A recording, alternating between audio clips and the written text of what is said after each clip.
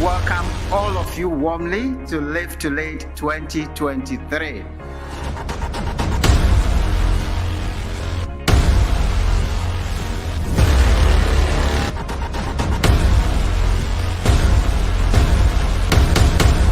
This will be our 7th year hosting Live to Lead. To me, development is not those and things, but to what extent people will live independent lives so that they can feed, grow, shelter, defend, and protect themselves. A legacy-minded leader is somebody who looks beyond his own circles, his own self-interest, and even dares to look beyond generations after him. Then you know the person is a leader, because that's legacy. They are thinking of tomorrow. They've gone beyond today.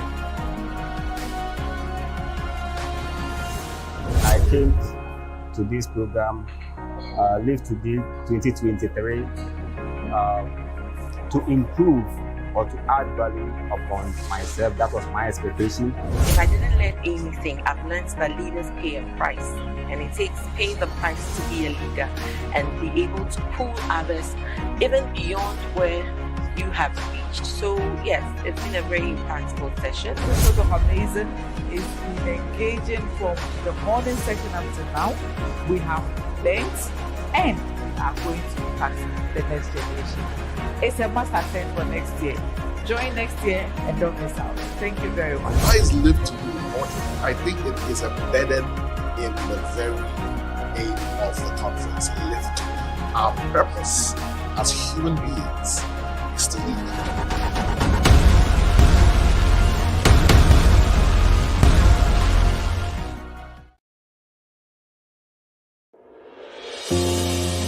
Hello, dear.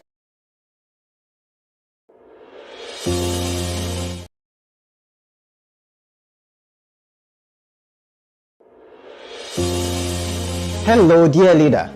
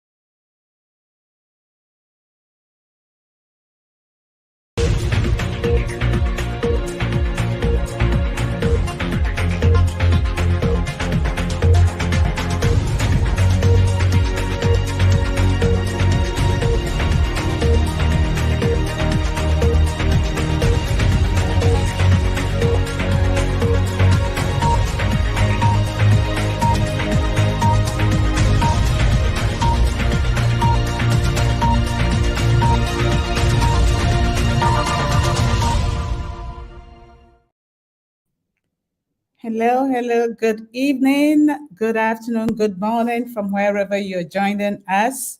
Today is another Saturday that we get to bring you another lesson on the leadership platform. If you're joining us, my name is Sarah Jessie Appiah, joining you from Geneva, Switzerland, and I'd like you to put in the comments box where you're joining us from so that we can welcome you. We are streaming on Facebook, on LinkedIn, as well as on YouTube. So any of these channels, you may be able to reach us and connect with us.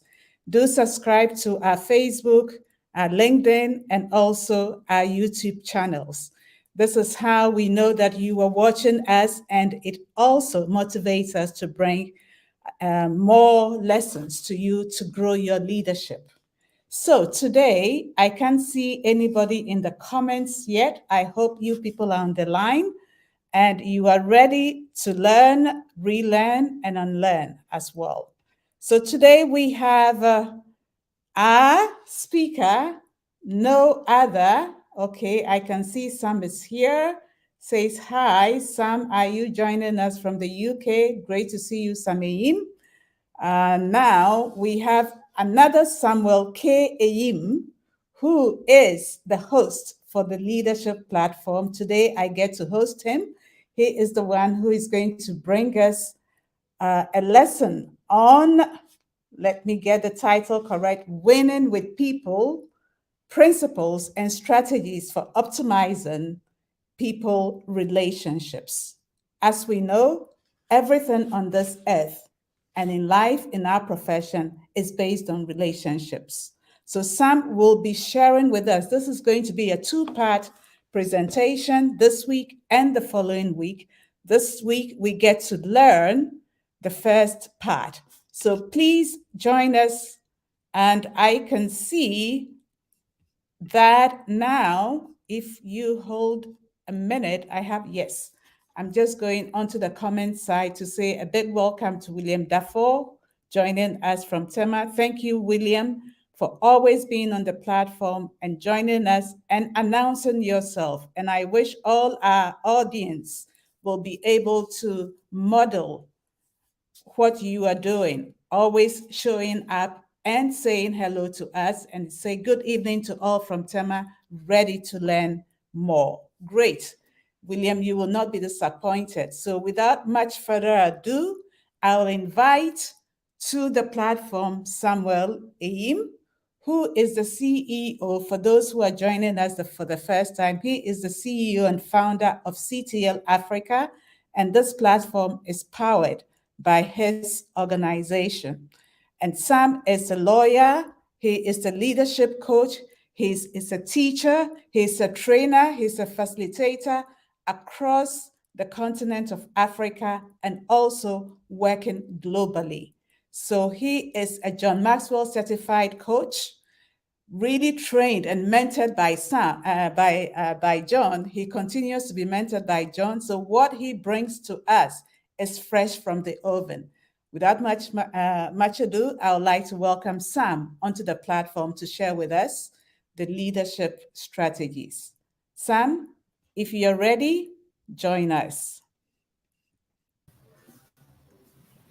Thank you very much, Sarah, and we appreciate you supporting us all the way every day from Geneva. So I hope it's not too cold in Geneva. You can see myself wrapped up, keeping warm. And I can hear, I can hear in Ghana, some people have got lights off. So today, bear with us. I hope we'll be able to stream without any power cuts from our two support technicians. I know they have lights out, but still they've been able to work wonders for us to be streaming. So thanks very much to Kofi and Richmond for all their efforts. Okay, Sam. Yes, thank you so much. All right, so we would zoom right in. As Sarah said, this evening we're going to do a little work on winning with people, principles and strategies for optimizing people relationship.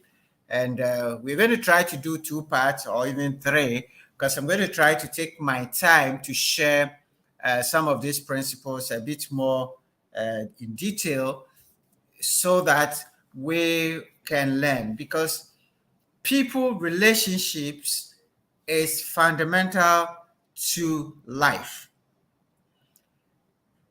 Now, just look at yourself and look at where you are today. Look at how you've grown from your birth, through the care that you have, through school, at the early stages, secondary school, universities, and for those of us who are working, just imagine your life without human beings. Now, it's so funny that sometimes some people feel that, well, me, I don't need anybody. Or we behave as if we don't really care about people. But the truth of the matter is that we cannot by any stretch of imagination, imagine our lives without other people. So other people are critical for us. From the midwife who delivered you, to your mother and father who cared for you, your brothers and sisters in the house, the school teacher who was teaching you, your secondary school teacher and guidance, your spouse, whatever you are doing with your life, there has been somebody by your side who has supported you and brought you up. I could not have been here without hundreds and thousands of people. When I go into my life and I look at where I grew up from and where I am today, actually today I went right back into my village for a funeral, met all the people I grew up with and all the old families who are still there. And I could see all the people who have supported me, some of the old ladies. When I was going to secondary school, they would bring little things like soap, they'll bring plantain, they'll bring cassava, they'll bring little things to my mother and say, this is our support to help Kofi to go to school. I mean, these old people, I met them today and I could feel the love that they have. And they're so proud that their little contributions have produced a lawyer for the village who is doing great things for Ghana and for Africa and so forth. I mean, without the support of these people, I could not have been where I am. I mean, going to school, people had to hold my hands, whatever, getting my first job, getting started on your job, somebody had to hold your hand. So people are important. Now, for those of us who are professionals, remember, we learn all these technical things in school, but if you want to grow in your professional career, one of the skills that you are going to have to learn, if you don't have it already, is people skills. Because the higher you go in your career, the less important are the technical skills. So we're going to spend some time to share some of these principles on how we can relate better. And of course, some of us are better at people relationship than others. Depending upon your personality, if you have my personality, I can connect with people easily. I mean, if I meet 1,000 people, I'll greet all of them. And I mean, if I meet a stranger today, it will be like I've met the person like 10 years ago. So that comes easily. But even so, as a professional, I have had to build on that because that is the raw material you have. You have to refine it and refine your relationship and how you deal with people. Even in class, I have had to learn how to keep quiet, which is also a skill in relationship, so that others will speak. But some of you may find a bit more challenging relating to others. But there's good news for you. The good news is that we can all learn to relate with other people better. This is something that we can all learn. So with that introduction, I just want to encourage all of us that we need to place people at the center of our thinking and our relationship, because whatever you want to do in life, without people, you will not succeed. All right? So the next, having said that, is to share briefly, we are going to look at the essence of leadership. We're going to look at some of the questions, 5 pillars that we need to deal with, the core principles, and we'll have practical tips to help us. But we're going to do all this in the next 2 weeks as we go along. All right? Okay. Now, the first point I want us to grasp, which we have made here over and over again, is what is leadership all about? Now, the true essence of leadership, as John Maxwell put it, is influence. Your ability to get people to align with you, your ability to get people to follow you, your ability to get people to buy into your ideas, and to get people to do the things that you want them to do is leadership. Leadership is about Now, sometimes there's some miscommunication or misunderstanding around what leadership and management is. Leadership is all about people and the relationship between the people and the leader, his ideas and the people. Management is about resources other than people.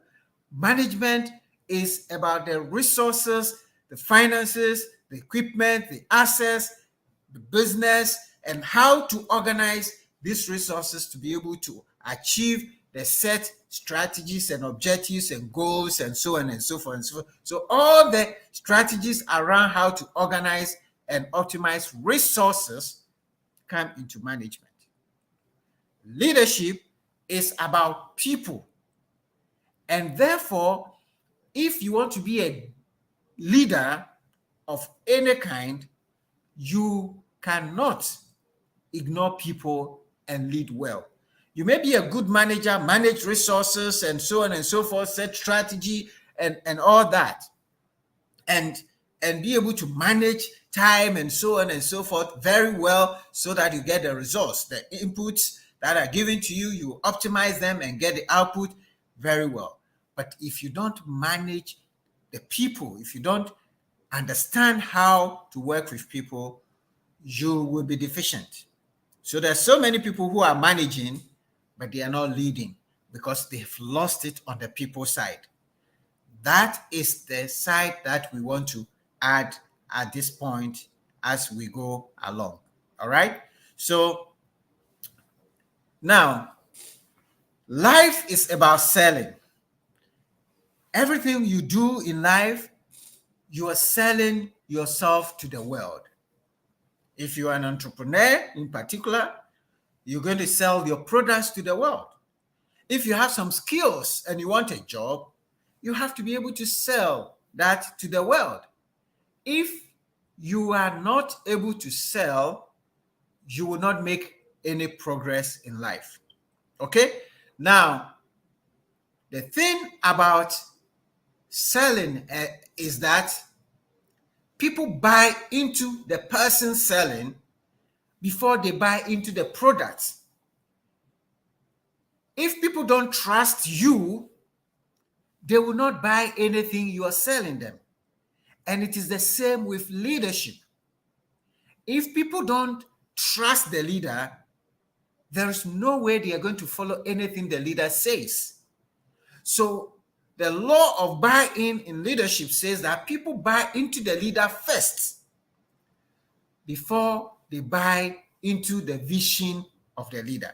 Now, it is great for leaders to have vision, but if people don't buy into you, in other words, if people don't trust you, if people don't believe in you, if people are not willing to go with you, your vision will be meaningless. So that is important. We've established that as human beings, our lives cannot go on without people. We're establishing that as leaders, if we don't have people believing in us, we cannot lead. You may have great vision, but if you don't have the people following you, it will not work. I remember as company secretary at one point in time, I worked with a CEO.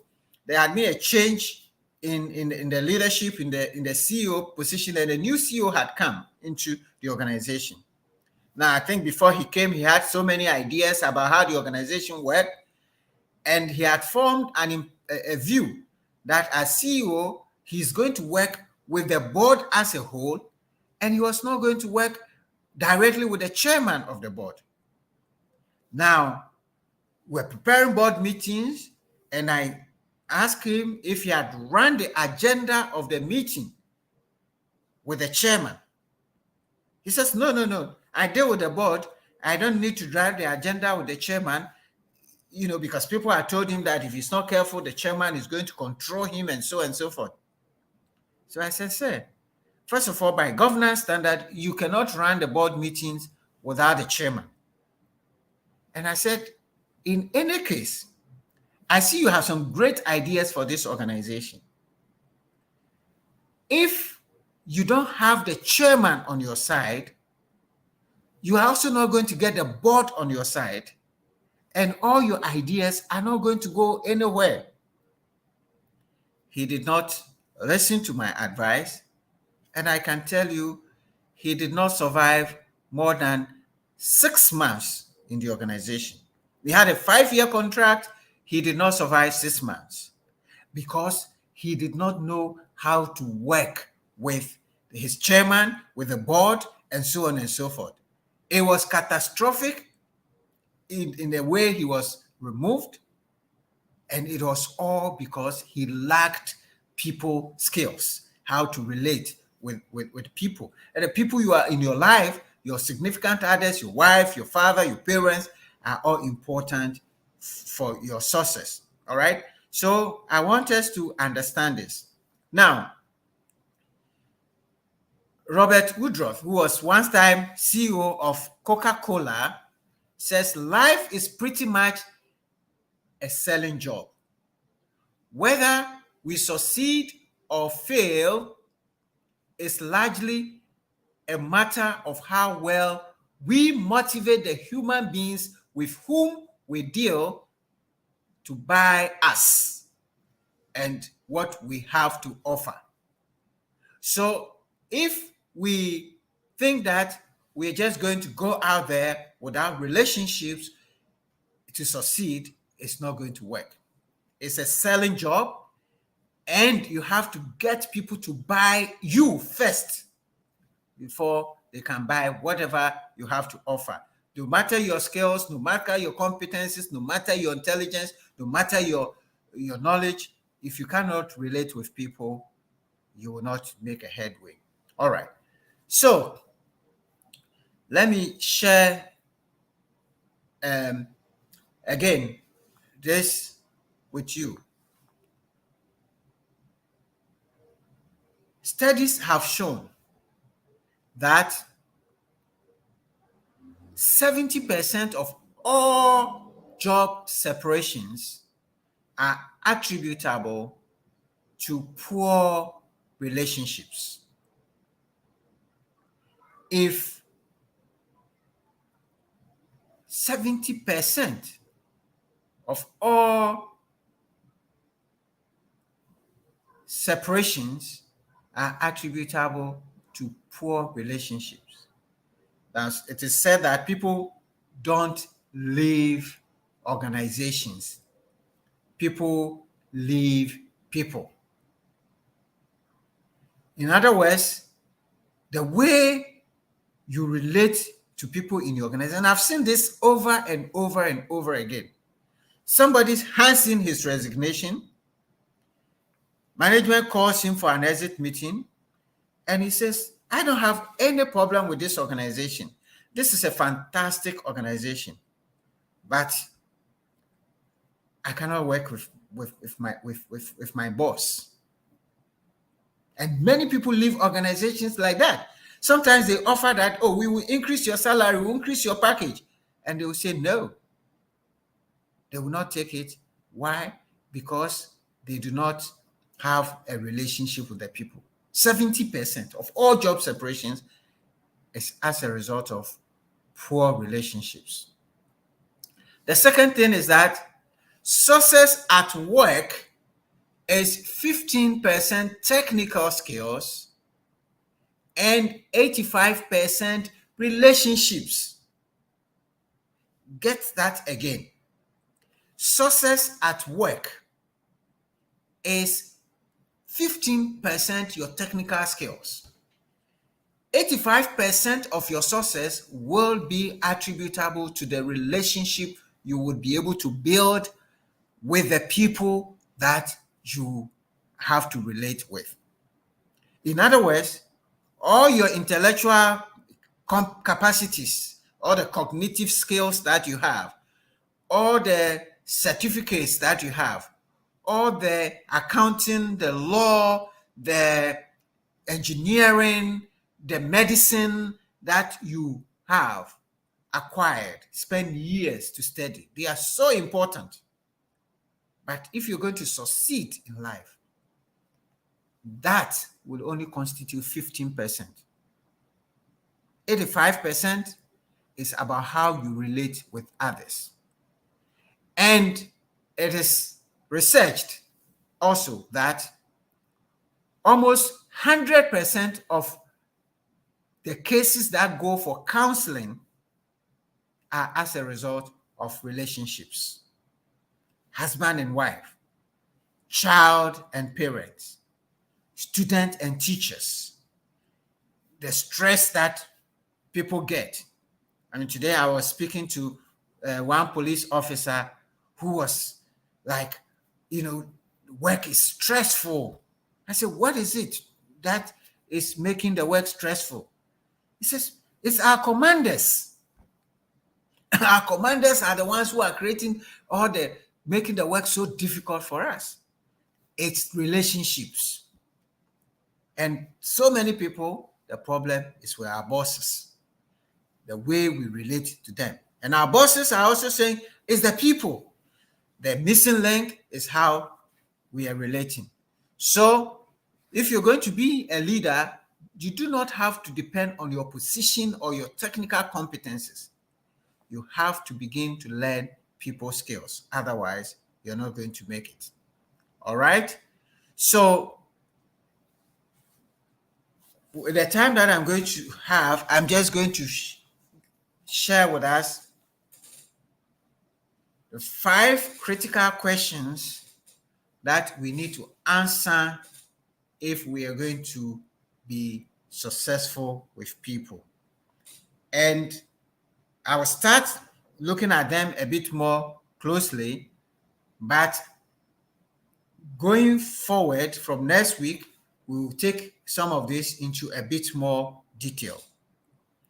Now, and I want to encourage all of you. There are 2 books from John Maxwell, actually one with the title of the title of the book is what we are using, Winning with People. Actually, both books are with Winning with People. One is Winning with People, one is 25 Ways to Win with People. So those 2 books, you need to get them and read them, because most of the ideas that I'm sharing here are coming from John Maxwell, mostly from from those books also. So I want you to encourage you to get those books. But there are 5 areas that we need to understand and master. If you like, 5 critical questions that you need to answer if you're going to build good relationships. Number 1 is the readiness question. Are you prepared for relationships? Now, I see a lot of people who are preparing to go into marriage and they're spending so much time on the wedding. And if you ask them basic questions about relationships, and what if your husband does that, what will you do? What if your wife does that, what will you do? They have not thought about it. But they're spending thousands of cedis. They're spending energy buying things, rings, gowns, and so on and so forth, wedding locations. But they're not prepared for the relationships. The other one is the question about connection. Are we willing to focus on others? Because relationship is about others. We will come to that. The next is the trust question. can we build mutual trust? No relationship will survive without trust. It is actually the foundation and the glue. Can we build mutual trust? Then there is the investment question. Are we willing to invest in others? And that is the thing, because everybody is asking, what is in it for me? What is in it for me? But the question in relationship is not about what is in it for me, it's about what you are prepared to invest in others. Then there is the synergy question. Can we build win-win relationships? Now, we will take these one after the other and take our time to develop these slowly over the next couple of weeks. So stay with us and invite your friends, because this is absolutely capital to our success, to our leadership, and to everything else. All right. So let's take the readiness question. We'll start with that and let's see how far we go with it. If we're not able to finish, we'll come back and continue next week. Now, relationship starts with me. Good relationship starts with me. And it starts with you. Because it's about me and you. And it starts with me. Now, very often, when things are not going well in relationship, our natural tendency is to point fingers at others. And we are looking at others and we are blaming others, and we are not thinking about ourselves. We think all the problem is the other person. Now, think about it. We have a saying that when you point one finger at the others, the other fingers are pointing at you.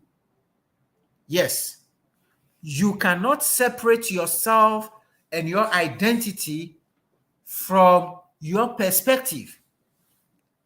As John Maxwell says, all that you are and every experience you've had color how you see things. And that is your lens. The way you see the world is what you bring into your relationship. So you are bringing yourself, your whole history, your philosophy, your experiences, your pains, your successes, your joys are all what you are bringing into the relationship. And if you are not able to understand this principle, you will not be successful. So the question is, are you willing to focus on others? Are you willing to focus on yourself and deal with yourself? Now, there are 5 principles under this question that I want us to look at. The 5 principles here. The first one is the lens principle. The way you see things determine how you see others. The way you see things determine how you see others. As I said, you are the most important person in the relationship at this point in time, because you are bringing yourself. You are bringing all that, your composition. And we are different. You are bringing your personality, which is actually built from your genetic makeup. Your personality is built from your genetic makeup. And that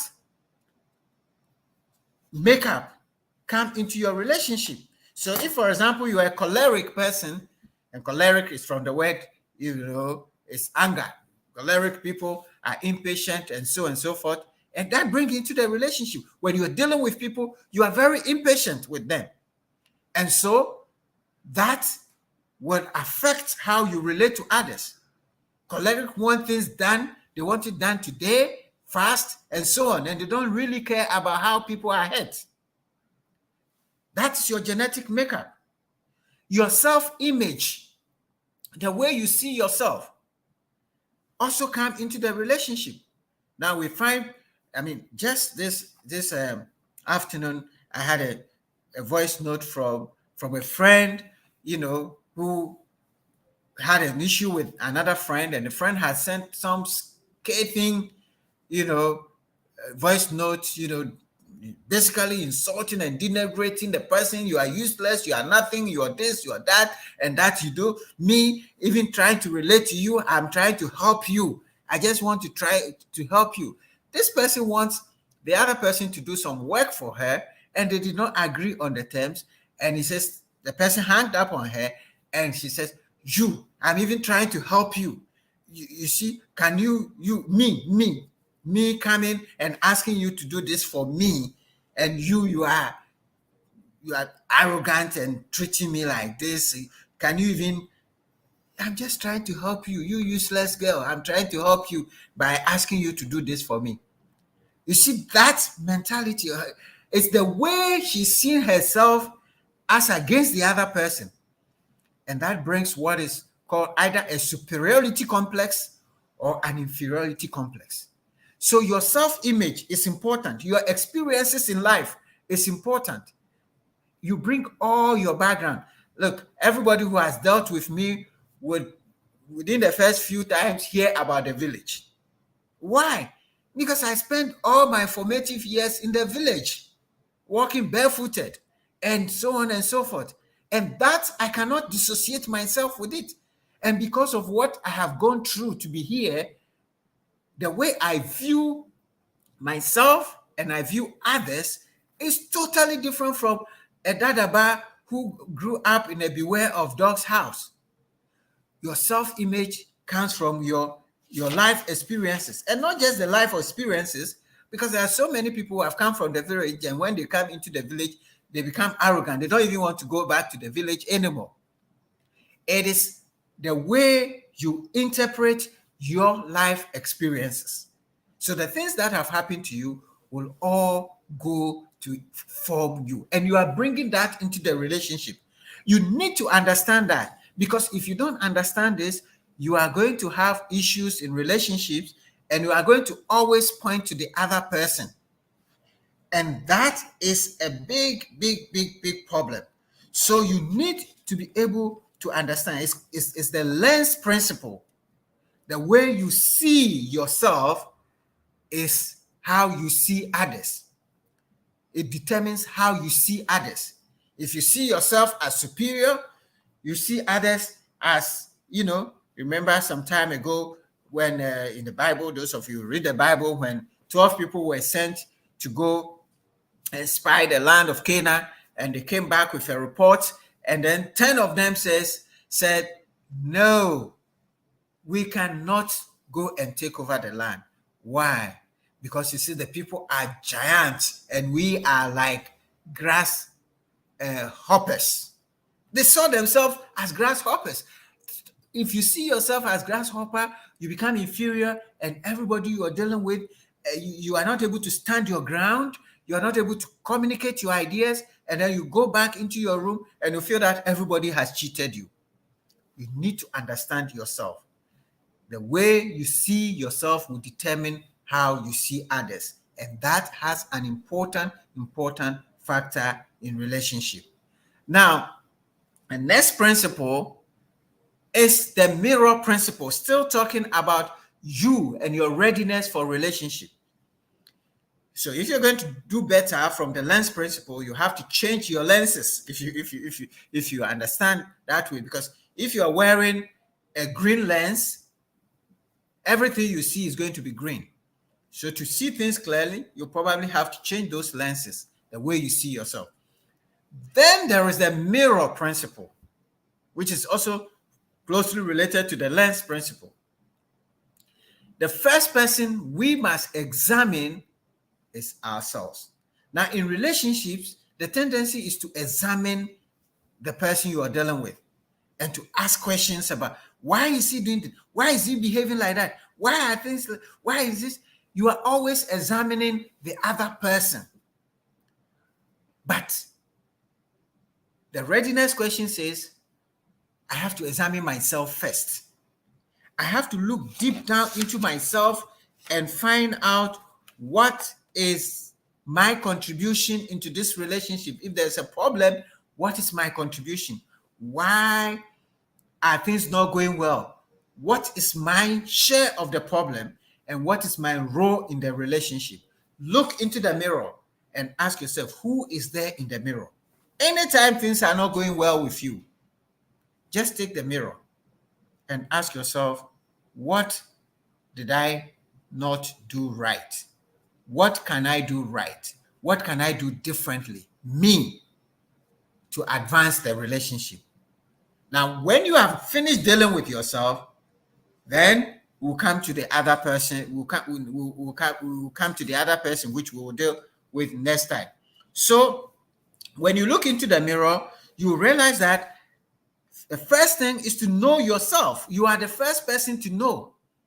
And we say, I don't understand that person. I've been trying for the last 29 years to understand my wife, and I've not understood my wife.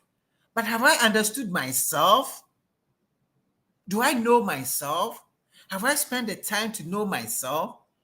If you know yourself well, it will help you to relate better. So self-awareness is very, very important. That's why you have to look into the mirror. Apart from knowing yourself, you have to get along with yourself.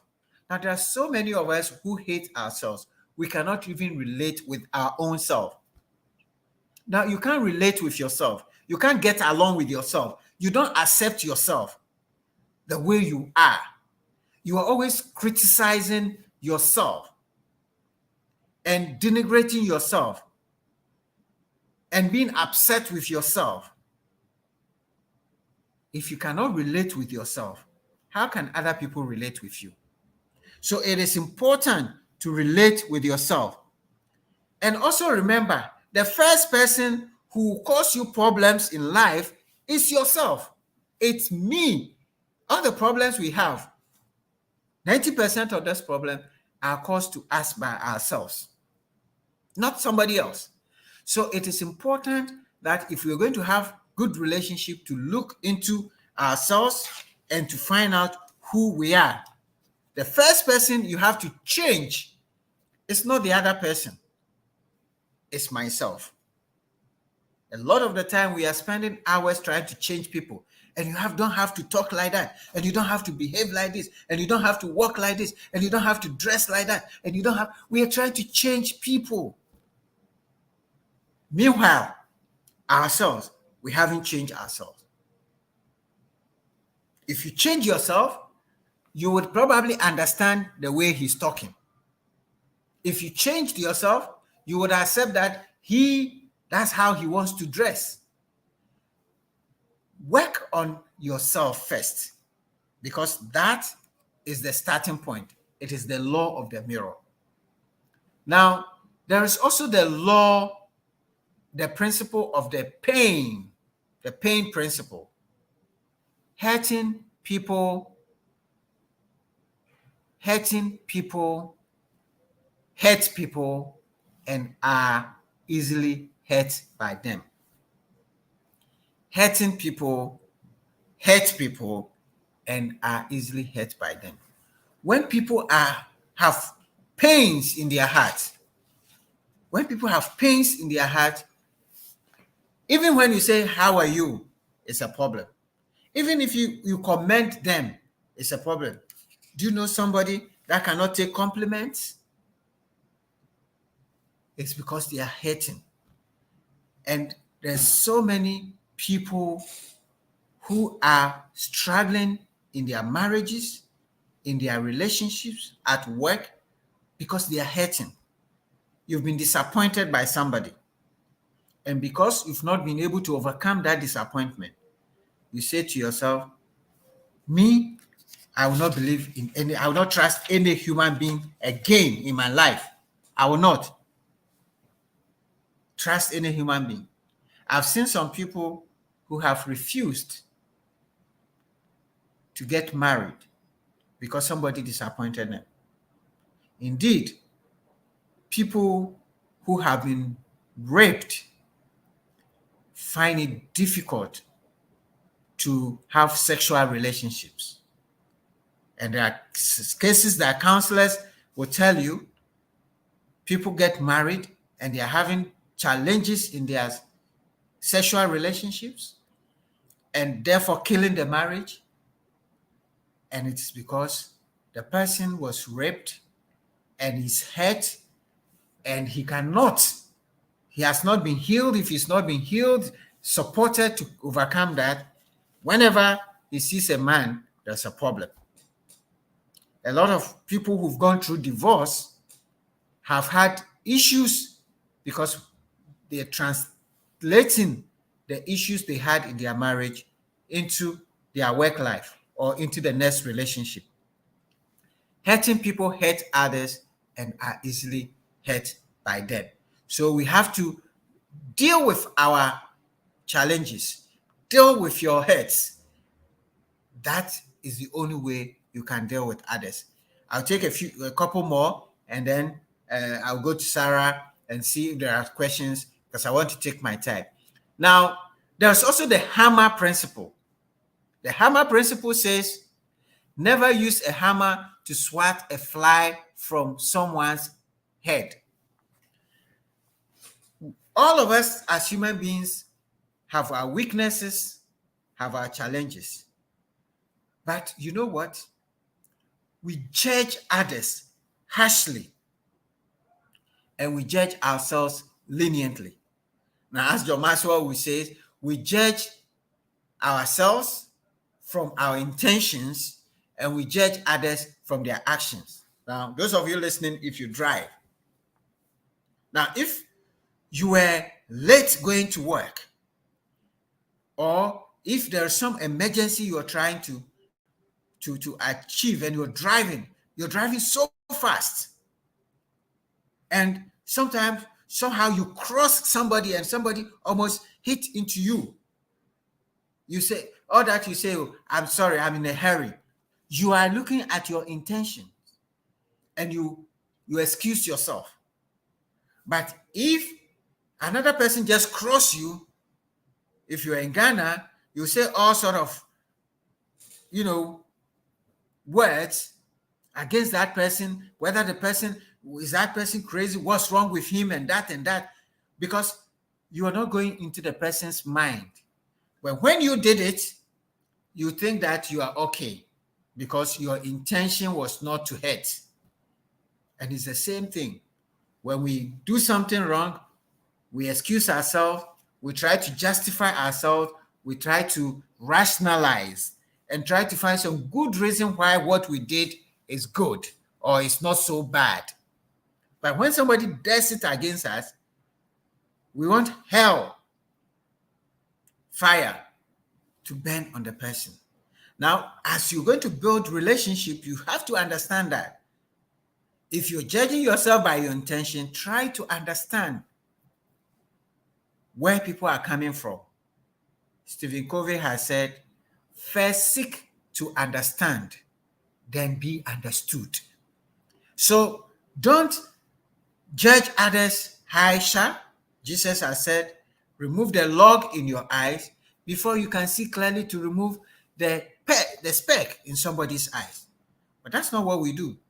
We have a log in our eyes and we are trying so hard to remove the speck. We are trying to kill the fly with a SWAT hammer, and it destroys relationship. It's all about us. Are we ready? And the last point I want to make before we move next week, we'll continue, is the elevator principle. Remember that we can take people up and take people down in our relationship. We as human beings have the power to bring people up or bring them down. If you understand that you have this power, you will watch the things you say. The words that you say to people can kill them. I think it's either I think I read this on a WhatsApp platform or something, where a lecturer says he went into the classroom, and as he was teaching, a lady asked a question. And when he asked the question, this was basic, the thing he's taught over and over. And he thought that, but I mean, for the last how many minutes, this is what I've been explaining. Are you so stupid that you cannot understand? So he told her, are you so stupid? All this time, while that I'm saying this, shut up and go and sit down. This is what he said to the student that he was supposed to. And after, this was a Saturday lecture, Sunday he goes to church. Pastor was preaching about the power of our tongue and how we can destroy people with our words and languages. And as he sat there, he was convicted. So he decided that on Monday, he was going to apologize to the girl. He goes to the lecture room on Monday. He looks around. The girl is not there. He asks the class, where is this girl? They look around and say, oh, no, he's not there. They said, but who is his best friend? They look around. His best friend was not there. They ask, where is he? And as he continued his class, still, feeling guilty about this, the best friend came in and said, oh, this is the best friend. Where is Joyce? And he says, Joyce is in the mortuary. Joyce is in the mortuary. How? Why? What? He says, when he left the class on Saturday, he was knocked down by a car. She was so confused. She was so down. She was not thinking, and she was knocked down by a car. And he told the lecturer, you killed my friend. The lecturer says, at that point, he submitted his resignation and quit the job. Feels so guilty. Our words can destroy people. In the same vein, we can elevate. This is the elevator principle. Now, what are we saying here? You are an important element in the relationship. Be mindful of yourself. Be aware of yourself. If you're going to build good relationships, better relationship, improve relationship, you have to know yourself. You have to look at your perspective. You have to look at yourself in the mirror. You have to deal with your own heads. You have to recognize that you are also human and you can make mistakes, so that when you begin to judge others, you will be able to remember that you too, you can make mistakes, and how will you want to be judged? And remember, you can lift people up or bring them down.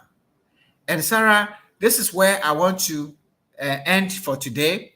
And I want to give it back to you to see if there are some comments or some suggestions and learnings that we can share. And I want to thank you so much. Hi, dear friend. My name is Samuel Ayim, and I'm the CEO for the Center for Transformational Leadership.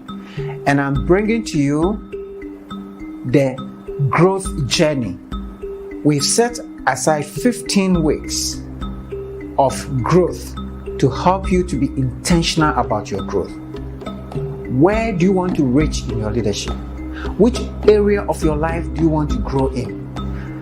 Growth doesn't just happen. It has to be intentional.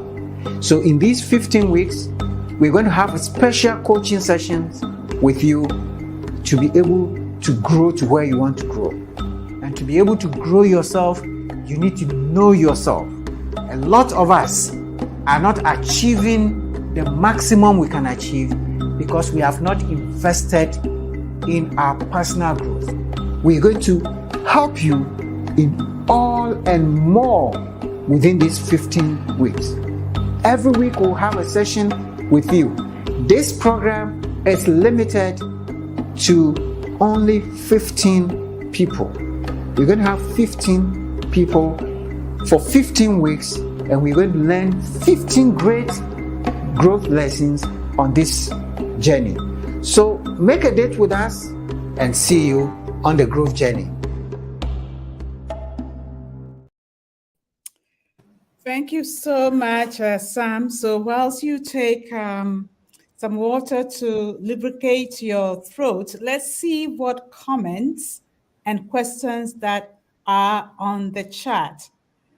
I can see people who have joined us after William. There's Gerald Fukua, who has joined us from Accra, and he says he's happy to be back and ready to learn. Willie Glay is joining from Pobiman, Accra. And Dennis Ahe is also here from Sakumono, and he says, good evening and good to join once again. Doggy Tony is from Tema. I can see our Tema audience really increasing. Good evening to all. So I guess the Tema group will be receiving some gifts, right? Because they are really following us very well. And then we have Albert Donko saying, good job, CTL team. And Evans Odum says, thank you so much. It's been a beautiful learning experience with you this evening, as always. And Doris Arthur, I don't see any questions now yet. Doris says she's joining from Accra and says, thanks so much. And Patience Nube Mado says, happy to learn. Good evening to all. There are no questions for the time being, so our audience, please keep your questions coming. And for Evans, you said, let me see what Evans said. Evans says, thank you so much. It's been a beautiful learning experience with you this evening, as always. So let us know your takeaways. What are you going to apply? What are you going to change? And what are you going to teach others? Let's all use the ACT principle. A for activating, what are you going to act on? C, what are you going to change after this lesson? And T, what are you going to teach your team or somebody in your family or in your space? So Samsons, there are no questions. I will ask you a few questions that I took whilst waiting for others to come up with their questions. Okay, Regina, let me see. Regina from Heritage Christian College. I love learning from Mr. Aim. God bless you. Emmanuel Ahinkan says, I am joining for Asawinso. God bless you so much. I'm so touched. So give us what you're taking away, your takeaways specifically, so that we know whether we should tweak or we should do something differently. So Sam, I was just really intrigued with the statistics and research that you shared. I mean, we spend 15% of our time being trained and educated technically, right? And 85% is all about relationship. My question, or what is really boggling my mind, is how come our education system is focusing so much on the technical aspect and we've lost out on the relationship part, if life is all about relationship? I know this is a tall question, but take that first and then we'll go deeper. Thank you. Thank you, Sarah. And I think that is one of the challenges we have with our educational system, because education was initially designed to just train our minds, and so initially everything was focused on cognitive skills. So when we say the guy is intelligent, we only focused on cognitive intelligence. And so we measure your IQ, and we said you are this, you are that, you are that, you are that. And we measure your IQ and we say you're zero, you're useless. And in fact, just yesterday, I was speaking to a very good friend who had, brought a lady to come and help her. Lady is about 20 years. And then she was sharing with me that, I mean, the lady was like, she was like a child. She took them to the beach with his children so she can support the children. And she was just all over the place. She was just playing in the sand. She was even worse than all the children, okay? And they tried to take her to school, and she cannot even understand anything. At 20, they took her to J3. She couldn't survive J2. She couldn't J1 because they were trying to help her. And I said, my dear, this is the problem with the educational system. We are only focused on cognitive intelligence. This girl may be skilled in other ways. I have a daughter who has never written exams in her life. In her school life, she's never written exams. And initially, we were all, confused. And we didn't know what was happening because her junior siblings were doing everything, and they said they are intelligent in school, but she's not. But we found later that the girl is intelligent differently. When they found that she could, all she could do was to do things with her hand, to do cooking and things, and found herself in the kitchen. In our house today, she's the one who keeps all the house. She relates well with other people. She will not be able to write exams because she is differently able. And until our educational system understand that people are differently able and there are other aspects of our lives to develop, we will not be able to do that. So these days, in fact, the awareness has come that cognitive intelligence, IQ, is not a true measure of success in life. Mm-hmm. And 15%. And so emotional intelligence is being taught. Unfortunately, emotional intelligence is only taught when you are at work and they don't teach you in school. Okay? There's emotional intelligence. How you treat your own emotions, recognize your own emotions, recognize the emotions of others, how you are able to control your emotions, and how your actions affect others, and so on and so forth. That is a new area which is not being taught in school, but it's very important for anybody who want to build relationship to understand. So it's a historical thing. Yeah. That's why we are where we are, but we need to change that and move forward and teach people more relationship skills. Okay, thank you, Sam. This is really great. IQ is not all, but we need EQ. Excellent. So let me see if there are any comments more before I move on to my next questions. Evans Odum says, the story of the lecturer hit me so much. As a teacher, I've learned to be careful with my words. Beautiful. Thank you so much, Evans, for sharing that. And Patience says she's joining from Accra, and this is her first time. It's great to have you on board, Patience. Welcome to the Leadership Platform. We are here every Saturday, and when you visit our platform on YouTube or LinkedIn or Facebook, we have all our recordings since the past over 3 years that we have this. Every Saturday, we are on the line. So you can look on that platform and learn more, but we are happy to have you, and great that you announce yourself. Great having you, Patience. All right. And Sam, you did say about readiness. When you said about readiness, are we prepared for relationships? And when you started, you did talk about you went deeper. But before that, what I noted is that you talked about the education. We've talked about that. But professionally, when we are going into work, how do we prepare ourselves? Because we are going to relate with people and we haven't been prepared. So give us some tips of people who have just left education and they are going into the workplace. Young professionals, what are some tips that they can do? they can. All right. Yeah.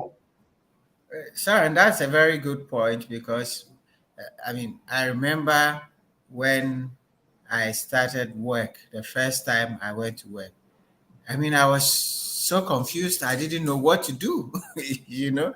And there's so many people because all we were looking for is get my certificate. I applied for the job, and then I went for interview. Sometimes they teach you. I mean, if you're lucky, you get some people to teach you interview skills so that you can go and answer the questions and pass your interview. Mhm. But once you go into the work, you find that this is different from school.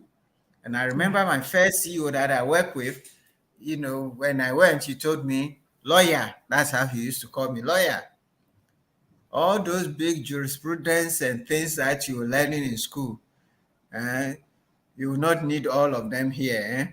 It's very simple.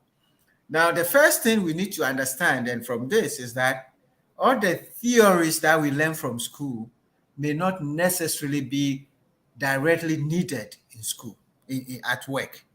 Okay, so it's not exactly, even if you learn accounting, yes, you learn the basic skills. And even if you get an accounting job, you will come and find that the way to do the work is different. So what do? The first thing is that you should recognize, no matter how qualified you are, you should recognize that that technical skill alone is not enough. That the people in the job that you go and meet, you have to begin to build relationship with them. And in fact, if you are going into a job, before you go into the job, once you've been offered, and in fact, even before you apply for the job, it is good to find people who are working there and ask them, how is the relationship at work? How do you people work? How much time do you spend at work? And so on and so forth. I remember when I was in EcoBank in Togo, somebody came for an interview. Our office was just nearby the hotel where the person stayed. So, and the culture of the work at that time is that people were at work all the time. Saturday and Sunday, people are still there. So this guy came, I think Friday night. He was going to have interview on Monday, and he was sitting on top of his hotel, and he's seeing people driving in, driving out, driving in. Saturday night, saw the light on. Even Sunday, there was some light on. So when he came into the office and I met him and preparing him for the interview, he asked me, Sam, do you people work here on Saturday or Sundays? Don't you have free time to work? I said, well, nobody asked you to come to work on Saturday or Sunday. The book says we work from Monday to Friday. But the reality on the ground is that when you have work to deliver on Monday, you cannot leave it. You have to come Saturday and finish it so you can deliver it. So he says, hey, this is going to be difficult for me. Now, the point I'm making is that before you go into the work, ask people who are there. What is the culture? How do people behave? How do you do? Ask people, the type of people there. Once you go inside, begin to talk to people who have been there. You have to humble yourself, talk to them, ask them, how are things done here? How are things done? Don't come with a superiority complex. Even if you've worked in another place before, this is a different place. Ask people. Also get mentoring. Get people to mentor you before you go to the job. Ask people to mentor you. You may even want to have a coach if the work is a higher level. And I know you, Sarah, I know you've been coaching UN country representatives, people who have been appointed by the United Nations and they are going into another country. You've been coaching them on how they can integrate into the countries and so on. So if it's a senior position job, you may need a coach to help you to be able to navigate the cultural shocks and all that you're going to face. So those are a few points that I can share because they all go into relationship, and if you don't get it right, you would not start well. Beautiful, thank you. So research, network, get yourself a mentor or get yourself a coach. And those of Absolutely. you in Ghana, you know that Sam is there. He is a coach, and there are a lot of coaches on the John Maxwell team who are in Ghana. Contact Sam. And we have the Association of Coach Practitioners in Ghana and also the coaches at ICF chapter, the International Coach Federation chapter of coaches. So there are a lot of coaches in Ghana. Do not forget to contact Sam or CTL Africa, and you will be put in touch with one of the coaches. And I see Janet's takeaway. She says, my key takeaway is definitely looking at the mirror and thinking about what my contribution to any negative situation was. Beautiful, Janet. That is great. So I'll ask one last question because I don't see questions coming. I don't want to monopolize the platform. Sam, you did talk about 2 books, 2 resources, the 25 Ways of Winning with People or Winning with People. Yeah, these are the 2 books that you recommend. If anybody needs some of these resources, is CTL able to get these resources for them? Is there a possibility? Talk to us Yes, about there that. is. Okay. There is a possibility. If you need some John Maxwell books, if you reach out to us, we'll be able to arrange some for you. So do not hesitate to get in touch if you need these books. And if we don't have them, we'll be able to find some suppliers in town to see if they can get it for you. Beautiful, great, thank you. So Sam, since nobody is coming up with questions, I have a lot, but I don't. As I said, I don't. I don't want to monopolize the platform. What I Go want, ahead. I should go ahead. Okay. Yes, you can ask 1 or 2 more. Okay. And then, Okay. So let me see. What is my last question? I think that one actually is my takeaway. My takeaway was you are an important link in relationships. And I've taken my notes, I'll look at it. But last one that I want to ask, if I can find it. Yes, you did talk about the readiness. You said the way you interpret your life experiences. So, my question is, what is a healthy way to go about this? What are some key ways that you can be healthy, in a healthy way to interpret your life experiences? And what are some unhealthy ways that you have experienced or seen? If you can share that with okay. us. All right. Thank you so much, Sarah, for that. Yes, we all go through experiences.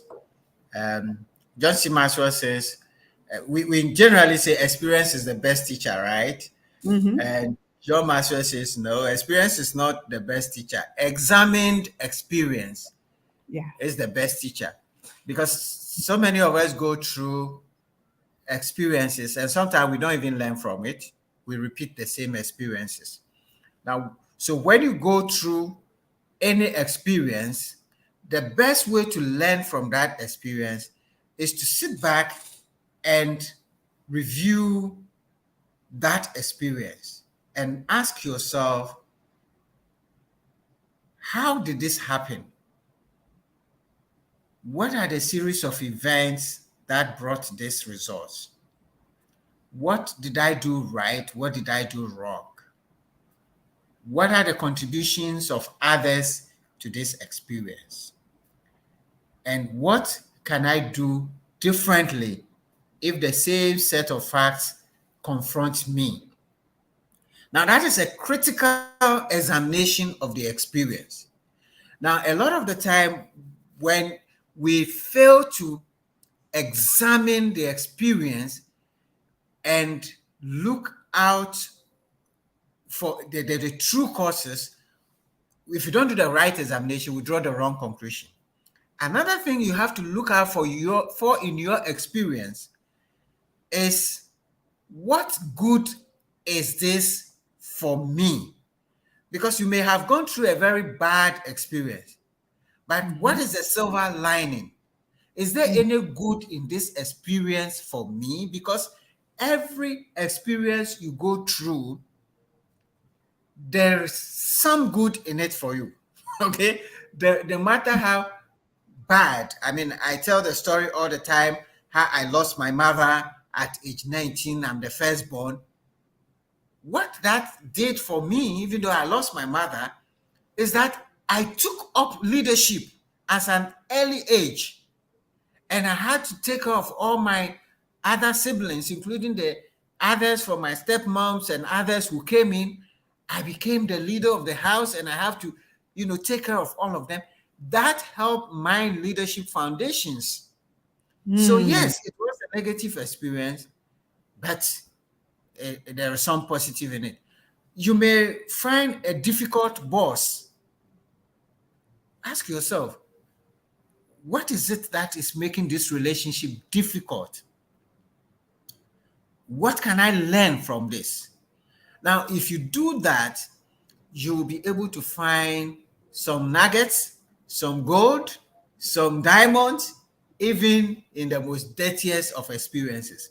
And that way, your perception of that experience can be positively framed.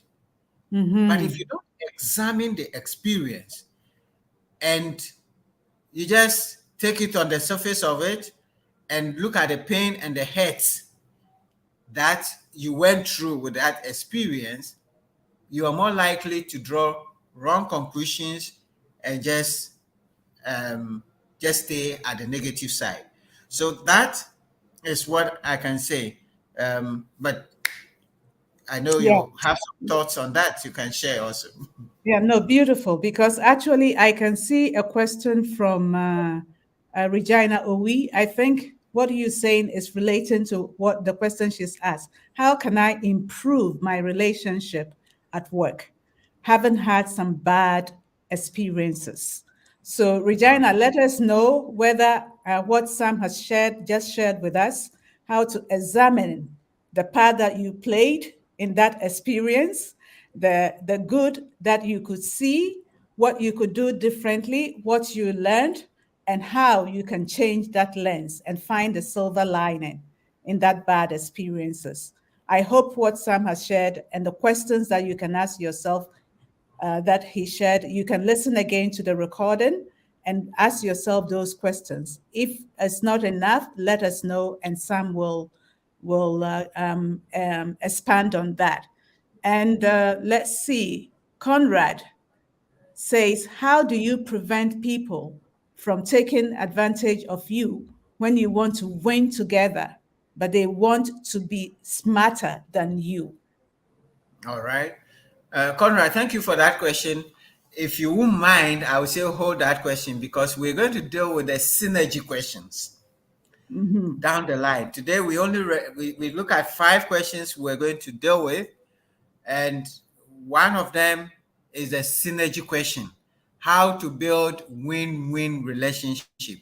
So I don't want to preempt that discussion, but at this point, all I would say is that every relationship you're going into, if you go with the mentality of a win-win, that is the first level.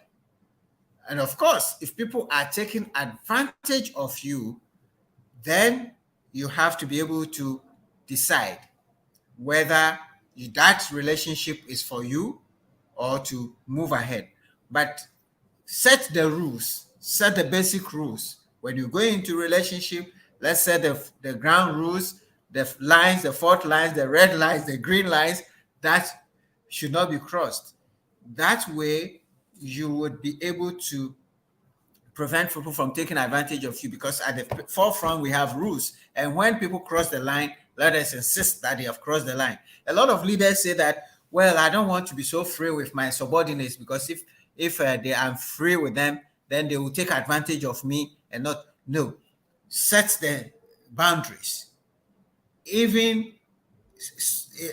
though it's important to be as close with your subordinates, your team members as possible, there has to be boundaries and there have to be red lines where people cannot cross. Otherwise, you're going to have people take advantage of it. We'll come to discuss this a bit more in detail. Excellent. So, Sam, I don't see any more comments or questions. So, therefore, I will invite you to give us your closing remarks and we will call it an evening.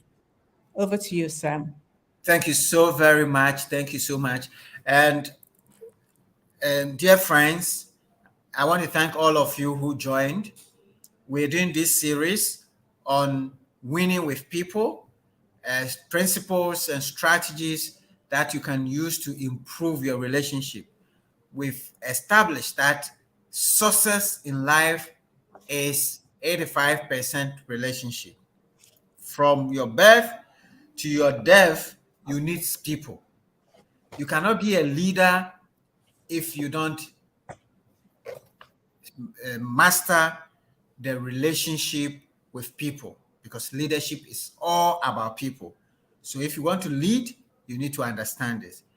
Today, we've looked mainly at the first pillar or the first question: are we ready for relationship? If you are not ready, prepared psychologically, emotionally for relationship, you are going to have a hard time in relationship. So begin by looking at yourself. Take necessary, if you have to take some personality test to understand who you are, do it.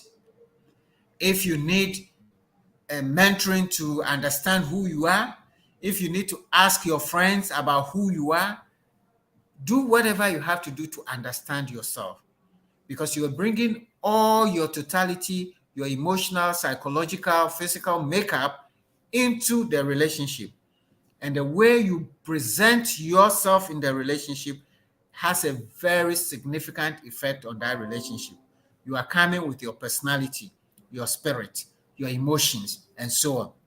You need to master that. That's the first level of emotional intelligence. Know your emotions and master your emotions. If you cannot know your emotions and master or discipline yourself to control your emotions, you're going to have a hell of time in relationship. Next week, we're going to go into the other areas and deal with the role of the other person and how you should look at the other person in order to improve your relationship. And on that note, I want to thank all of you for making the time. Please make a date with us. We have a lot to learn next week. Don't miss it. And Sarah, back to you. Thank you. Thank you so much, Sam. This has been another edition of the Leadership Platform. And as Sam said, next week, we're going to delve deeper into the element of connection, dealing with the other person on the line. So stay tuned, make it a date with us. And thank you so much for all of you for joining us, because if you had not come, we would not have had a nice interaction. So until next week, this is TLP signing off, and God bless. Bye-bye.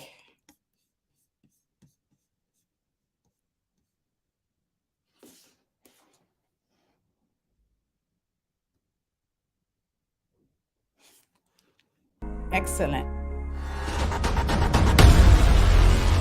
I'd like to welcome all of you warmly to Live to Lead 2023.